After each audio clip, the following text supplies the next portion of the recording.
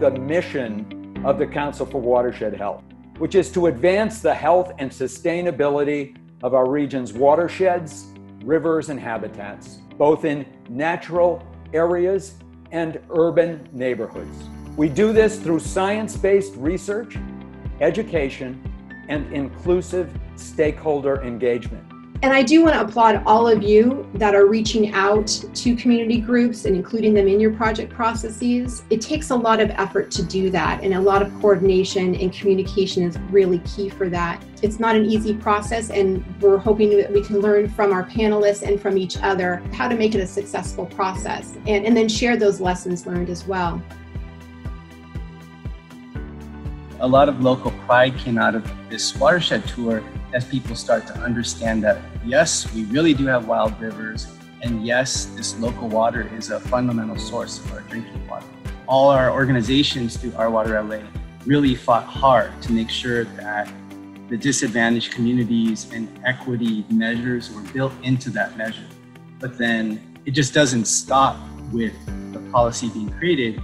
Now that the projects are starting to be implemented, everyone needs to be there every step of the way to make sure that actually happens. One of the things that I think is really critical, again, is you're thinking about a 30-acre site, you're thinking about community engagement, and then also we're thinking about how to really authentically represent the community's needs with this project. Is not just thinking about the project site itself, but thinking beyond that, thinking really holistically about how we can support residents.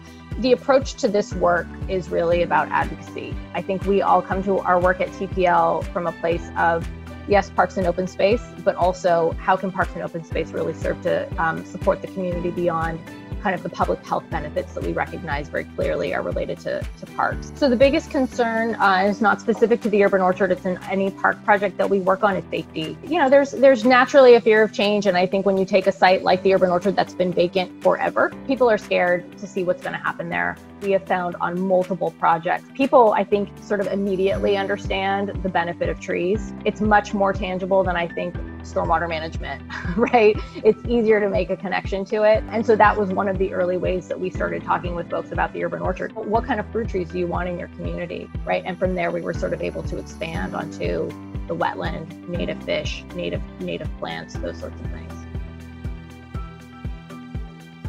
So our center, the Center for Urban Resilience, we use our science really to produce ecology for cities, which is a way of thinking about doing science in service to the community that you're researching. It's called use-inspired research, really what is going on in the community, what are the questions the community has, and how can we use sound data to help inform decision-making.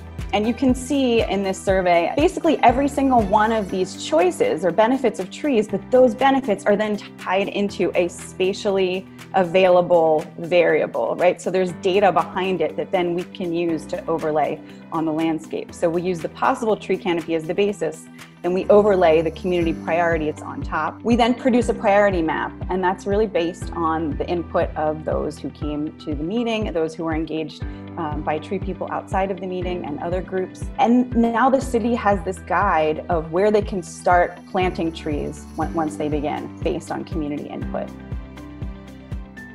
When we're doing community engagement around these projects, we need to listen first, second, third, fourth, fifth. I mean, it needs to be an ongoing and iterative process. Listening with the intention to, come from a place of not knowing anything. Even if we've spent time in the community, I think it's really important to come with no assumptions about what they want or need, and start by just hearing what the needs are in the community, even if our project isn't going to meet those. This image, Western redbud, only grows to 20 feet tall at its mature size. Jacaranda, 50 feet.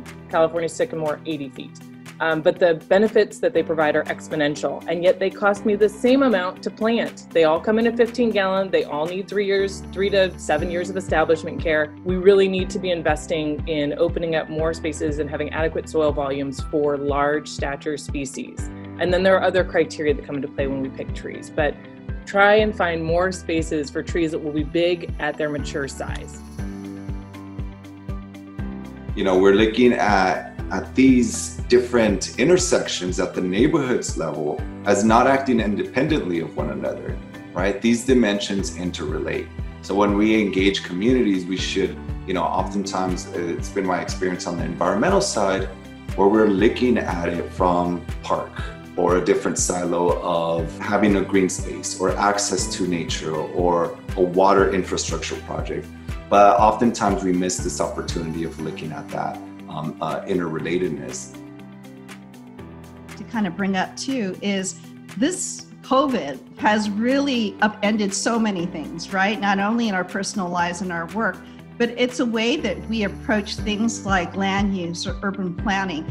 In the past, we would say, let's build cities and urban areas as dense as possible. And yet now we're stepping back a little bit and saying, well, densification may not be a bad thing. We need to, prevent sprawl, but perhaps we should be building in opportunities for open space. Those parks seem to be lifesavers right now during the time of COVID. Bring that back into the discussion of housing. Let's bring that back into the discussion of community planning, community development.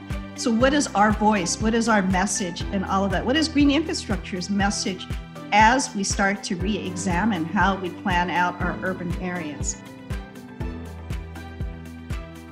With the last 4 measures that we've put on the ballot in the county that often didn't look like they were necessarily related to each other.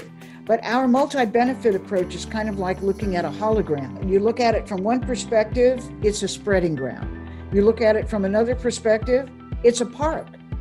And even more ambitiously, we want to make sure that we're maximizing those synergies. So that's why we created WHAM. That's Measure W, Measure H, Measure A, and Measure M. The 4 measures, we had to identify and try to take advantage of where they might actually fit together. So we began with a fundamental understanding that water, housing, transportation, and parks are actually inextricably interconnected, sometimes in ways that we hadn't really looked at. And we're not inventing this. I mean, we are pushed by our community partners, by people like you saying, don't you see how these things fit together? We're embracing community engagement as we never have before. And we want community collaboration to be woven into the DNA of the projects. So these twin innovations, multi-benefit approach and deep community collaboration, represent a really promising paradigm shift in the way the county plans and builds infrastructure. And I'm grateful for everybody's input and suggestions because we want to clearly define terms, we want to identify clear metrics, but I am proud that community members are not just guiding these projects, they're actually making decisions under Measure W. So many of you have been terrific partners over the last couple of years. I'm really grateful for your continued time and energy and knowledge and creativity, and thank you very much for including me in today's program, and please keep up the good work and stay safe.